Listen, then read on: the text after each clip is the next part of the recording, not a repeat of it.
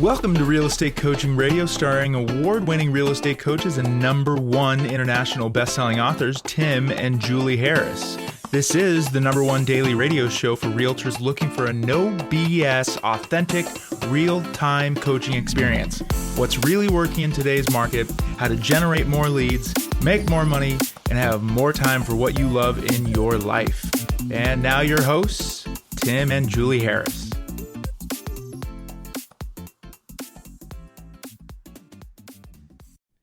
3, 2, 1, and we're back. And Julie, we are officially 30 days into our 59-day or maybe 60-day U.S. tour. Mm-hmm. And we are going to at least 20 different states, maybe as many as 22 different states.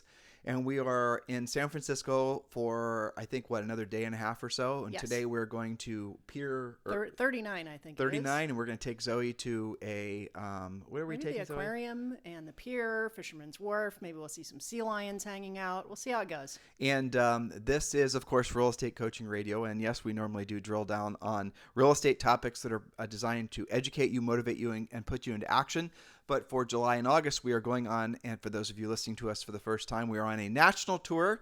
As I just mentioned, 22 different states, meeting with coaching clients, podcast listeners, book purchasers. And friends. Right? Family members as well, and people that we know from eXp Realty. We're meeting with everyone and anyone along our path. So if you are in the San Francisco Bay Area and you would like to meet with Julie and I today and go walk through and see sharks and other things that we're going to see at the aquarium, please do consider joining us. And again, it is Pier. I think it's Pier 39. Right. And you can message Julie and I directly through Instagram, and while you're there, give us a follow. It's Tim and Julie Harris over on Instagram. Or you can, of course, actually text me directly, which is 512-758-0206. Please do text. Don't call. I never, ever answer the phone, so just always text. So yesterday, and we're going to get back to real estate topics in a second, but some of you are actually appreciating our travel blogs and vlogs and whatnot that we're doing. So yesterday we went to the Modern Art Museum here in San Francisco, and it was an experience. We've been to certainly museums. You and I are we like to go to museums when we're in different cities, and we've been to them in England and France and Italy and different states in the United States, different places in the United States. Really, I mean, we like to go to museums for another reason, and it's a nice break from reality, you know.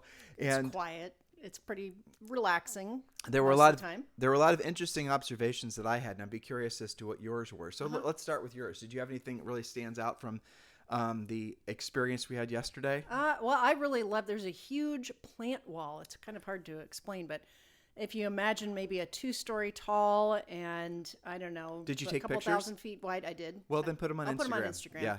And they had, it's a living wall, I think is what it was called. And it's been around since 2017. So it's gotten to be kind of fluffy, I guess.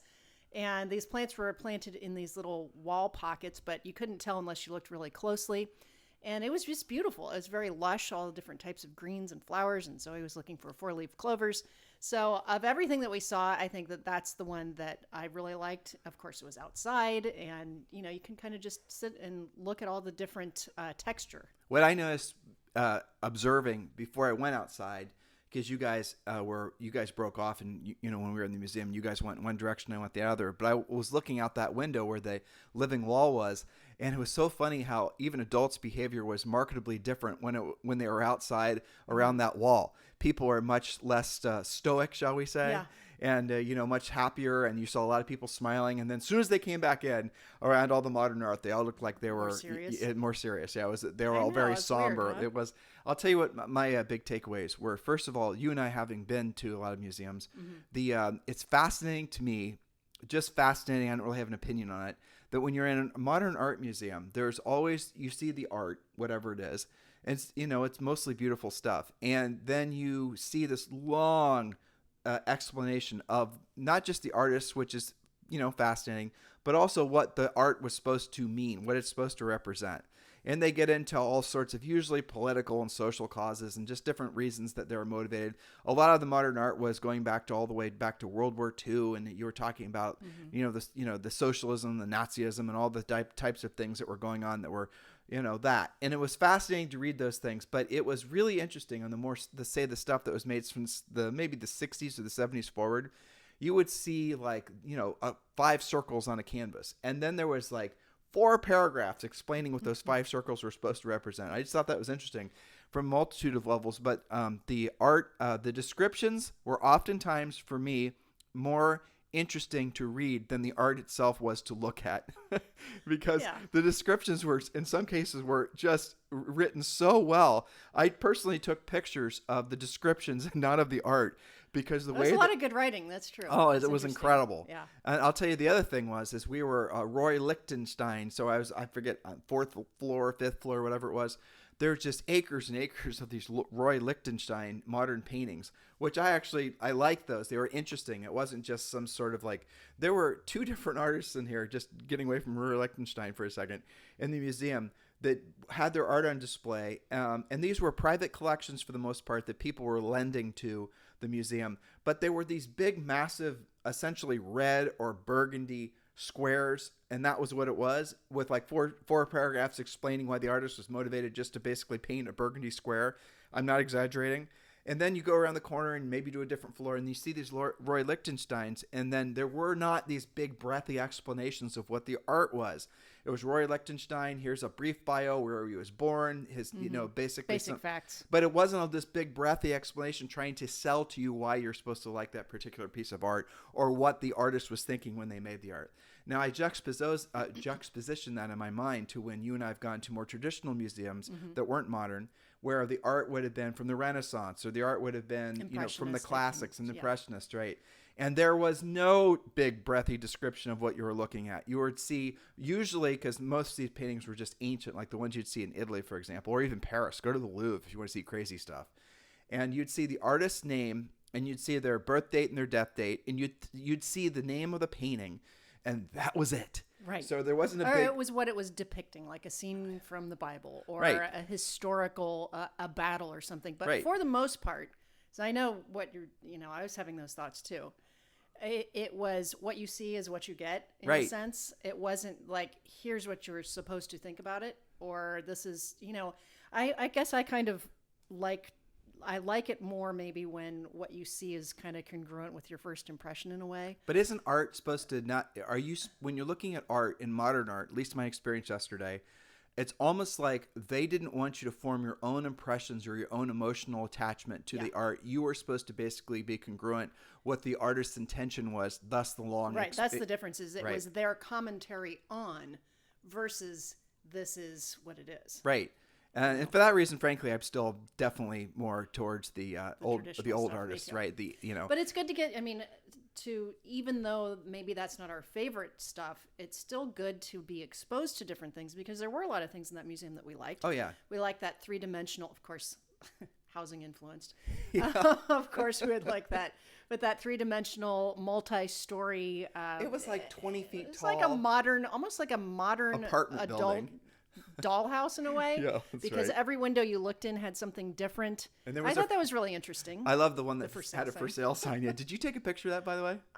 I tried to, and then the docent gave me the eye. So. Yeah, I know. That place was locked. It was seriously Checkpoint Charlie all the way through. So along those lines, back to the Liechtensteins, I was noticing, and I would say, at least on that floor, it would seem like every single piece of art was on loan by the Fisher family. And I thought I knew who they were, but I wasn't sure. So I Googled it, and they were, and she's still alive. He's passed away, and she's 90 or something like that. They started the Gap. So the family that started the Gap was based here in San Francisco. And I read their wiki, and the gist of it was they started the Gap in 1969 because it was hard for them to find a pair of jeans or something like that. That was the motivation. This was a husband and a wife couple that started the Gap, and the Fishers, and they obviously have built that, and now they own Victoria's Secret. Not Victoria's Secret. They own Old Navy. Old Navy and the Gap, and what's the other one? J. Crew, maybe. J. Crew, not J. Crew, but they own what's the Banana Republic? Yeah. Yeah, so they own I think there's another, maybe a couple brands that they own as well, but publicly traded, and the family is worth $7 to $9 billion.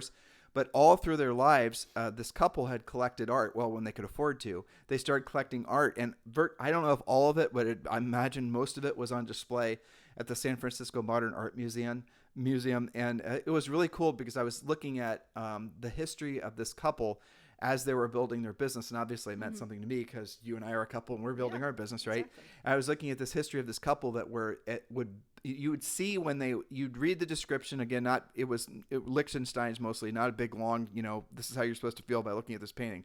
But then it would say at the very end in small print when they acquired it. And for me, it was fun to see that they would acquire some of these on an almost like annual basis. And you could just imagine this couple was pining away for a particular painting, and they used it as a reward or some way to motivate themselves to, buy art. I don't know. I appreciated it. Well, and sometimes when you go to a museum, what you take away from it is maybe not what you thought you were going to go in for. Yeah. Right? So it's all about getting better exposure and seeing and doing different things. And the building itself was ridiculous. It was amazing. That was pretty awesome. Yeah. Yeah. And did you notice in the whole thing, the staircases were never in the same place? You just read my mind. Yes. And also the architecture of the staircases was pretty interesting. It was some were wide, some were thin, some were...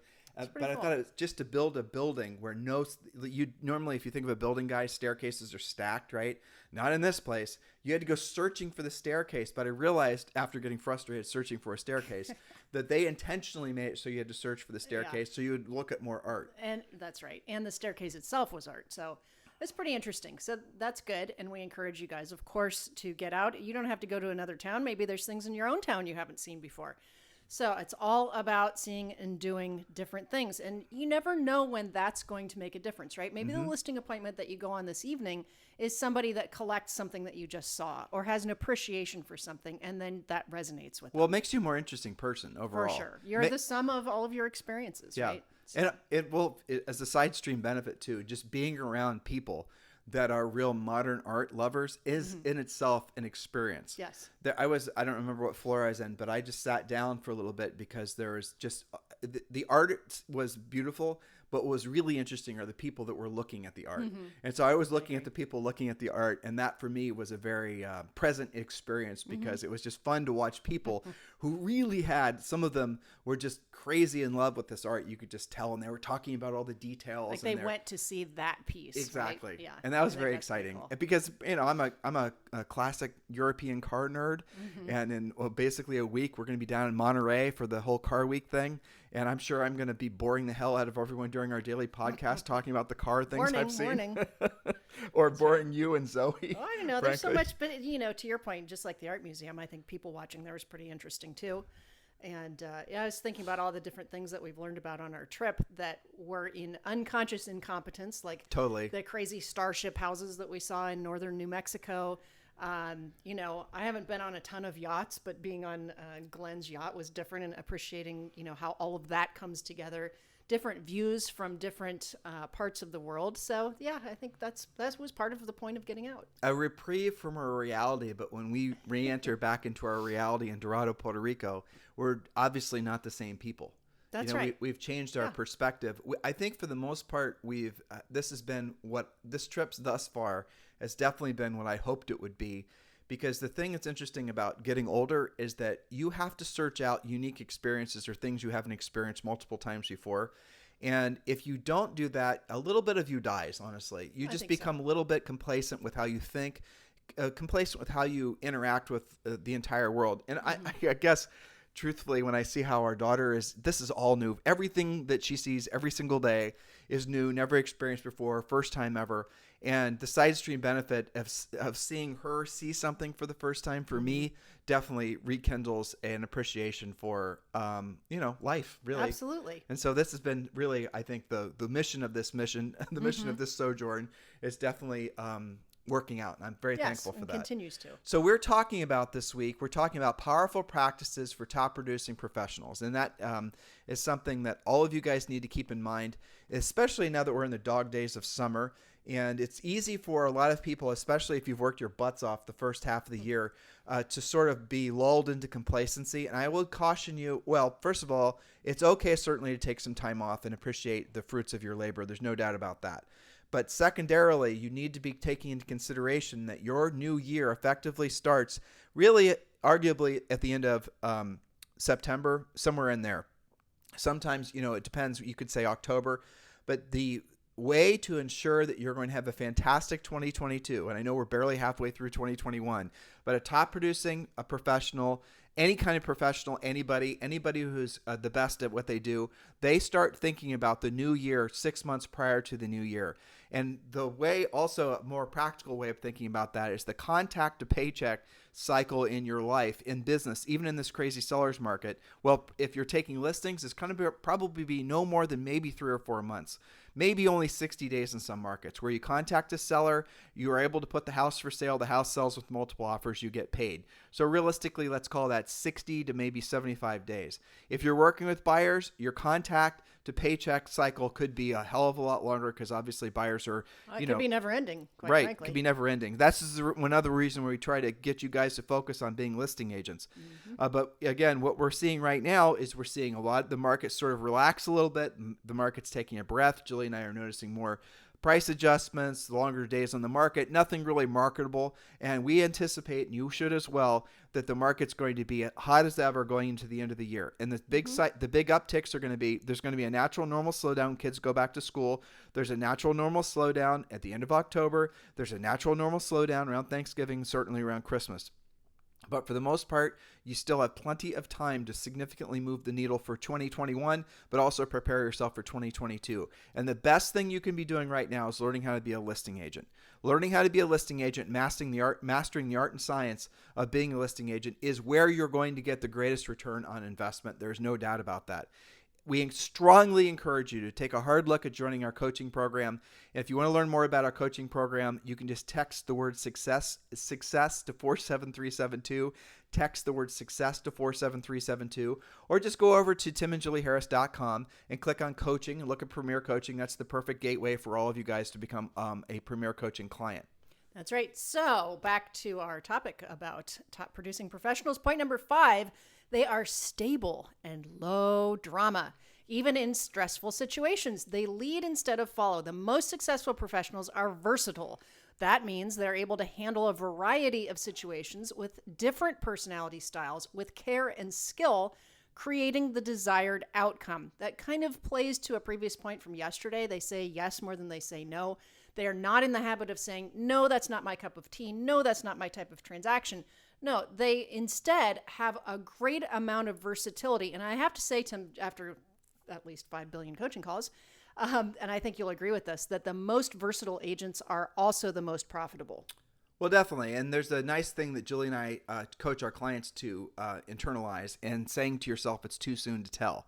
Because ultimately, the highs and the lows of life, really, but the highs and lows of real estate are they're going to burn you out. So when you have a really good experience, a great day, all the stars align, everybody's happy, this is the career for you. You couldn't be better. You just got to remind yourself, don't over celebrate, don't overly emotionally attach yourself to that high, because then you're going to inevitably have a day that's going to follow where it's not going to feel like that. And if you're constantly subjecting your body or your physiology to those ups and downs, you're increasing the cortisol in your life, you're increasing the stress in your life, you're making it so that there's no consistency of effort and no consistency of results in your life. So adopt the mindset and adopt really the lifestyle of saying it's too soon to tell. You had a great day, everyone's congratulating you. Inside, say it's too soon to tell.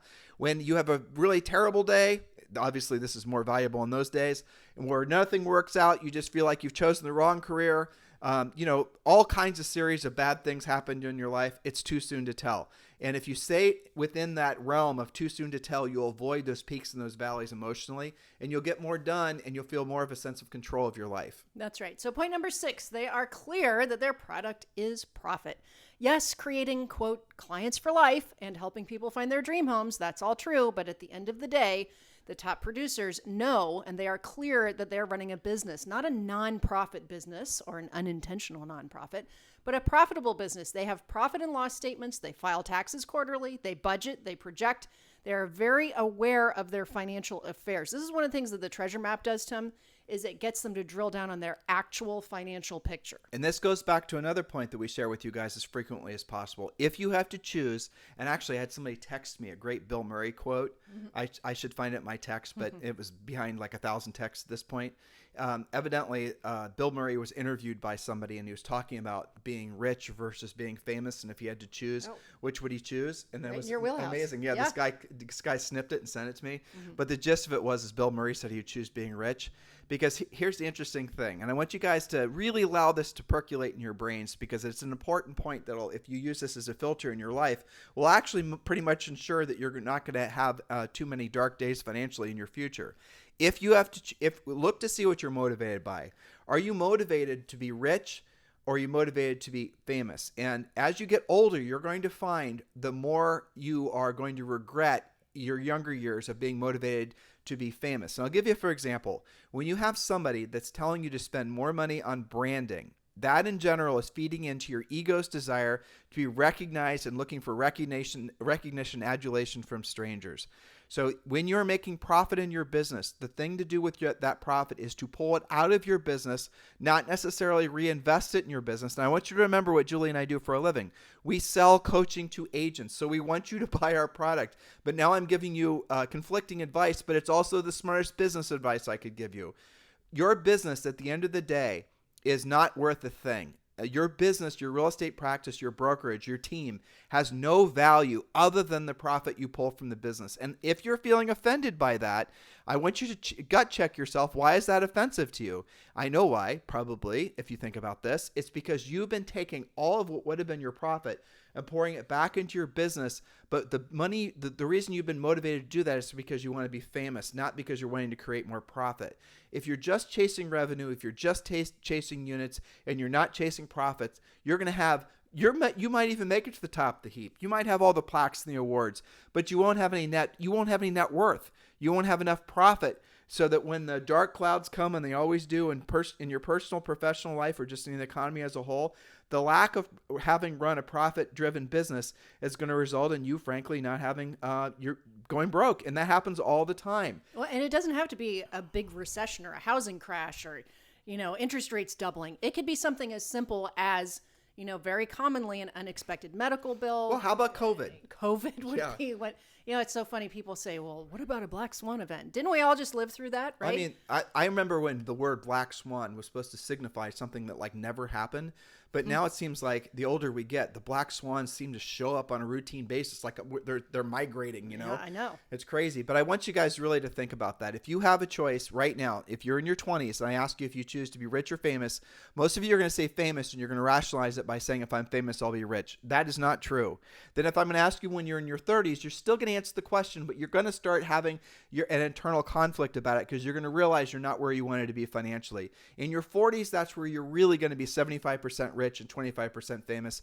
And when you get older than that, I promise you could give a rat's ass about being famous. You're going to wish you would have been focused on wealth building. And remember, guys, our definition of rich, which is not, I don't think, politically decisive or divisive or socially divisive in any way, is rich is where your money works for you and you no longer work for your money. So if you have enough money coming in passively every single month that you don't have to worry about paying your personal bills anymore, you are by definition rich. And for most of you, that's $7,500 a month. So I'd strongly encourage you to focus on building a profitable business and be honest with yourself. Have you been building or been believing that you need to basically work on your brand and work on your logo and your website and your team, and that basically once you essentially have this bought reputation in your marketplace, that somehow the business will come your way? Notice how it's not coming your way. And when you call those companies to complain about it, what do they tell you? Spend more money, take more time. For a longer time. Right. And if you're really being honest, which some of you I know will find this offensive, but that's okay. If you look to see where your business actually came from, it almost always comes from the exact sources that Julie and I say, except for bought buyer leads, which were really not worth chasing in the first place. They're going to come from the primary lead generator spokes that we teach you in our coaching program, which are all proactive lead generation spokes. This is the sanity that you've been looking for, so you can have consistent cash flow, for which from that you can then invest it and you can become rich where your money works for you and you no longer have to work for your money. And you don't have to take 10 or 20 years to get there. We teach you in our coaching program, it's the last chapter in our best-selling book, Harris Rules, how to go about building wealth. But the key is that you have to have a profitable business first. That's right. And one more point, and then we'll round the bend and we'll finish this up on Monday. Point number 7, discipline and habits run their business, not drama and fire putting out. They concentrate on the things that create profit. They know the difference between being productive versus just being busy or looking busy. They spend their daily schedule on lead generation, furiously fast lead follow-up, pre-qualifying prospects, presenting, negotiating, and closing. They are not what some people call schedule adverse. Don't tell me what to do. Don't tell me how to do it. No, they're very focused on the dollar productive activities that you just mentioned. I had a great conversation yesterday with Sean Kokoska, actually, Yes. who's part of our EXP Libertas group. And I was telling him that as I've gotten older, I keep on saying that. I don't feel old. But as I have gotten older, I guess the reason I could Call say it more experienced. Well, it's because we've been having these conversations for decades, and every time I start talking about with you about these we've been married for 30 years, we met in high school. Yeah. I sort of feel like I'm jumping into a time machine, and I can go forward and backward, by 20 or 30 years. You know what I'm saying? Sean as well, I think. So it breaks me free. Then I have to remind myself, you've been doing this for a really damn long time, Tim. Yeah. But I'll tell you something that's definitely changed as I've gotten older is I realized that I have probably every single day, if I'm lucky, maybe 4 hours where I'm really operating at peak. Highly productive. Exactly. Not just productive, but the ability to be highly productive. Sure. Right. And all the cylinders are firing the right way. Exactly. And that's physiology. It's because we exercise pretty aggressively in the morning. It's who knows why. But the reality of it is I have maybe 3 or 4 hours where I can really get the most of the day. And after that, I'm not just sitting on the couch and eating Doritos, though that sounds wonderful. I mean, I'm doing other things, but I know, if I'm being honest, that I've got 3 or 4 hours a day. So I've got to make sure I'm making the most out of those 3 or 4 hours. Otherwise, frankly, it's too much time is going to pass into oblivion of just doing nothingness. Yes. And if you wake up, and generally speaking, it's when you wake up in the morning. That's when all your, your hormones are running right, your physiology is running right. You're naturally more optimistic in the morning. Most of you are, like almost all of you are. You're more effective too. Right. And your brain has had an opportunity to reset, purged all the garbage that maybe is percolated throughout the rest of the day. The worst thing to do in the morning is log into email or check the news or anything. Allow that morning to sort of, gracefully enter into, yourself to gracefully enter in the morning, and then do the things that matter most every day. Again, we talk about this in our coaching program. Pack your front end of your day with 3 to 5 things that are going to have the most impact in your life long term. But that's something that everyone's got to remember. And if you've got 3 to 5 hours, if you're younger, maybe it's the 5 hours. If you're our age, it's maybe 3 to 4 hours. Maybe realistically, some people might only be 2 hours. You got to make the most of that time. When that is, that's when you need to be making those high impact contacts. So that tails into your last point. Yes. I want to end today's podcast, unfortunately, on a bit of a sad note. I'm going to tell a story. But also a cautionary tale. A cautionary tale. And this is abnormal for our podcast, but I think all of you guys will appreciate it. So probably, it's hard for me to know, 2002, 2003, I had a coaching client named Kevin Hutto, and I coached Kevin. He was new in real estate. Prior to that, he had been selling insurance, and I coached Kevin. I don't remember how many years, but it was quite a few years. And then he got out of real estate and he started doing online stuff, and that was basically when all the online marketing stuff, and he was really attracted to that, so that's what he ended up doing. So I stopped coaching him, but we stayed in contact for a long period of time. And he was always an interesting person for a variety of reasons. The biggest one being he was really smart and always fun to talk to, always would figure out ways to mentally challenge me, which I appreciated. And maybe he was doing it intentionally. He probably was. But it was a bit of a pistol. It was never like when you talk to Kevin, like I would not talk to Kevin Hutto unless it was during my 3 to 4 hours of peak. You had to Tim. be frosty. Yeah, I had to be Extra frosty. Right, Yeah. exactly with him. Yeah. And he wrote really elegantly. He was very just thoughtful in what he said. He wasn't intentionally, just a really good guy. And I remember when we were teaching him how to actually proactively lead generate. And I learned that he and his wife had been missionaries. I forget which country, but it was one of those countries that, you have to really think hard whether or not you want to go there in the first place, let alone be a missionary. Maybe not a vacation zone. Yeah, and he was experienced at it, and he talked to me about it, and they were still actively involved in their church, and they were doing a lot of things. Well, Kevin is 50, and he passed away, and he just passed away the other day, and it's come as a shock for a whole variety of reasons. I feel the loss. Julie feels the loss. Some of you guys who have known him, he was involved in our coaching program. in a variety of ways. And obviously I just shared with you that some of you guys might directly know him. So he's passed away, and he passed away from COVID. Yep. And I think that goes to what Julie and I were sort of gingerly, walking around the last few days on our podcast, as COVID, where we are, is omnipresent. San Francisco and other places we've been, people are hyper COVID aware here. And again, we're mask wearers, we're vaccinated, we're complete advocates of people getting vaccinated. But for those of you who are not vaccinated, I would strongly suggest you listen to what I'm saying. So Kevin, died evidently of COVID complications, and he was 50 years old, and he was incredibly full of life. Yes. I'll tell you guys a funny story. So I forget where he was. Florida, I think, is where he lived. He had he owned a golf course that he, basically bought this golf course that he had grown up playing golf on with his friends and his family and and he, even though he lived in California, and this golf course was not a moneymaker, he always lost money on it, but he kept it alive for the sake of all these people he grew up on, still Passion having project, right. It really to having a hobby, really having a place to play golf. And every time I talked to him, it would seem like there would always be some pain in the ass problem he was having this golf course. And I do remember him telling me he was keeping it alive. He wouldn't use the word nostalgia, but that was the gist of it. That's the kind of guy he was. He was keeping this golf course alive so that his friends and his family who couldn't, join the private, expensive members only golf course could still play golf. That's what it was for him. And that kind of goes a lot to his character. But the point is I hadn't talked to him for probably maybe 18 months or something. We'd exchange, emails and whatnot and texts. But he passed away of COVID-related complications. It was evidently something fairly sudden, and I will strongly suggest that all of you get vaccinated. And don't wait until you're affected, right, to believe it's real. One of our coaches just went through this. Fortunately, she's recovered now. But I tell you what, when she had it, she's literally said, "I feel like I'm going to die." Yeah, it's real. You can't breathe. So the older you are. And, obviously it seems to definitely hone in on people that are overweight and have, other health problems.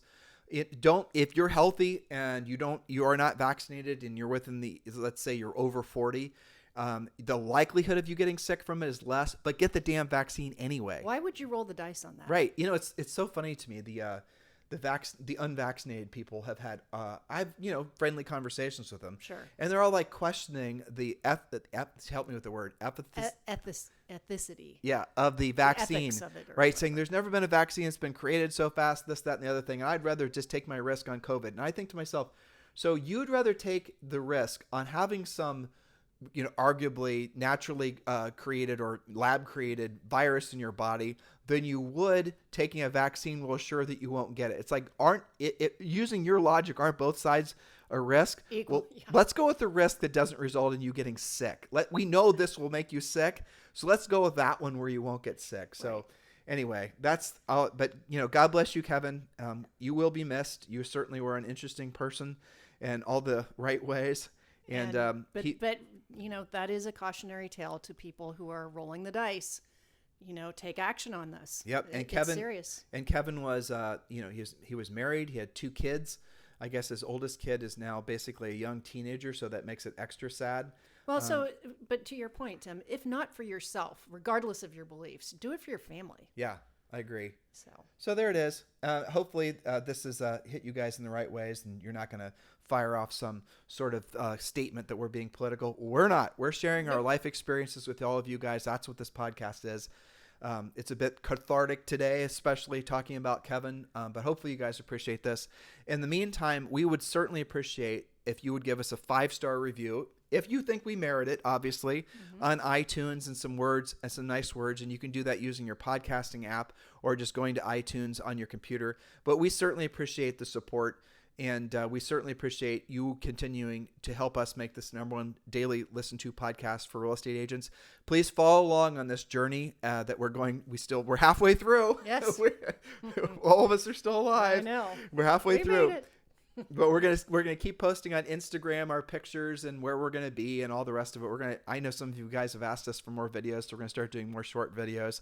In the meantime, have a fantastic day. If you want to get hold of Julie or I, just text me directly at 512-758-0206. Don't call, text. Have a fantastic day. We'll talk with you on the show tomorrow.